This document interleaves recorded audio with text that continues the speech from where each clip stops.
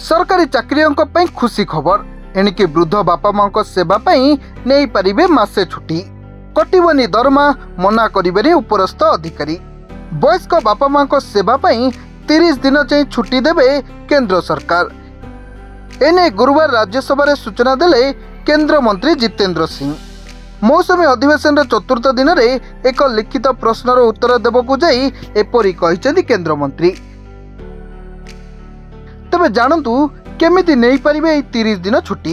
यह केवल केंद्रीय कर्मचारी उपलब्धि थिबा बेले केंद्रीय प्रशासनिक सेवा अवकाश अधिनियम 1972 अनुଯାयी जड़े कर्मचारी 30 दिन छुट्टी नहीं मध्य दरमा पाइबी।